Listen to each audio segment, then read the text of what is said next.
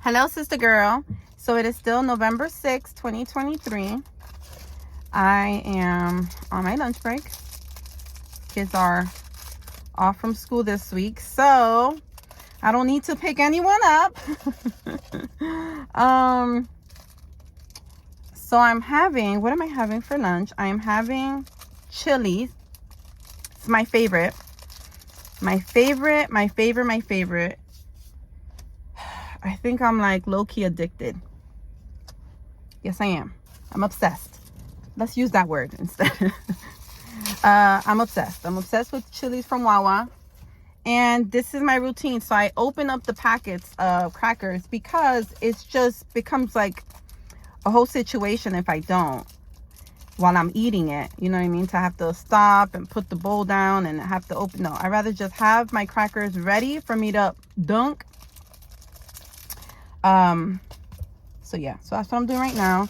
And then my new thing, instead of salt and vinegar chips, I just get myself kettle cooked original chips with 2 packs, because one, I've learned that one isn't enough. 2 packs of dilly bites. Don't judge me. Then I got me, I know it's not the healthiest, I get it, I know this, I know, but it's delicious for me. So today I shared this morning day 1, like a recap of day 1 and day 2 of my Bible reading that I am committing myself to in reading the Bible in 90 days.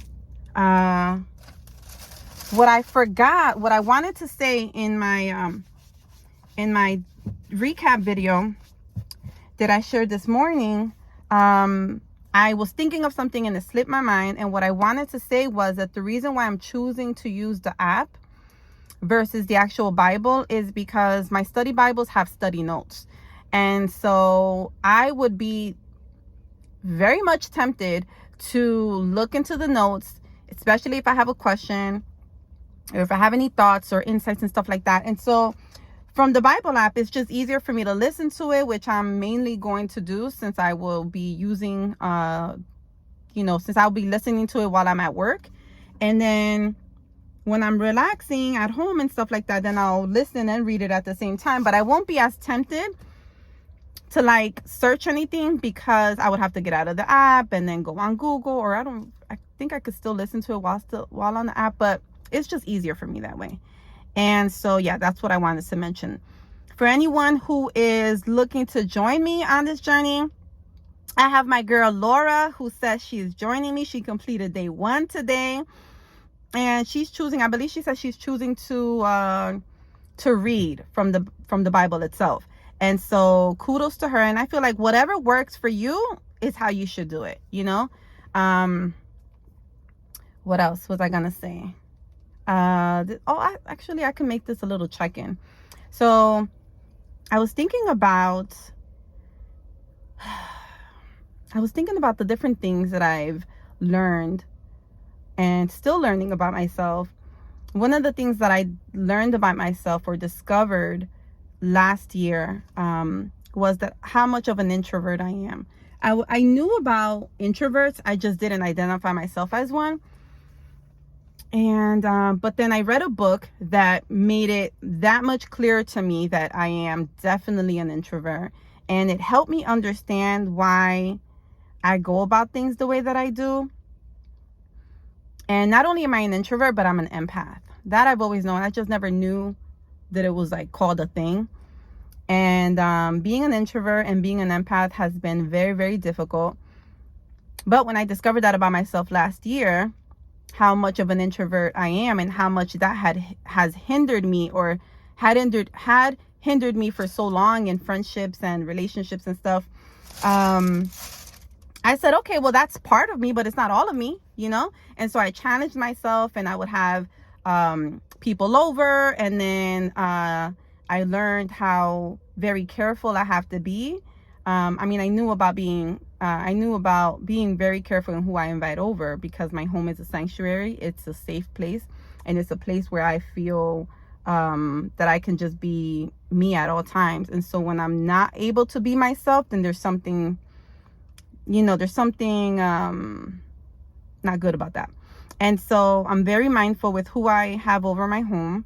And I'm always prayed up, not only do I pray for myself, but I pray for those that enter my home, for their heart, their mind, their spirit, whether they choose to share whatever burdens or anything that they're carrying, or whatever they may be going through. And as they enter, that they're blessed, and as they exit, that they're blessed as well.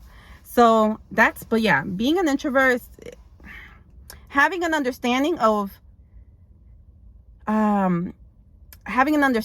that kind of made me feel like I could breathe. Like, that's what it is.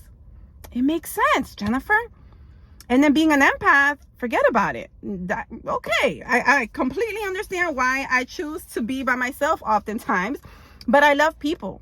I love people, but because I'm such an empath and being an introvert, like, the way I gain energy is by being by myself, whereas extroverts, they get a boost of energy by being around others. My boost of energy is being by myself and resetting, you know what I mean? Because there's so much that it's like a transfer, I guess, of energy that I have that happens whenever I'm around people. And it's not all the time with everyone. It's just it just happens more often than not. And so, yeah. So it takes me a very long time to finally say, okay, I'm going to make plans. I'm going to go out and execute it. And it's like a process that I have to mentally prepare myself for, and emotionally. Well, it was very much so that in the beginning, but now it's like, no. With my therapist, she definitely helped me through it. And she's like, listen, yeah, you're an introvert. Yeah, you're an empath. But because, I shared with her, I was like, it's part of me. It's not all of me, And she's like, you're right. And so you get to choose who you want to be around, when you want to be around them, and where you want to be around them. Like, it's your choice.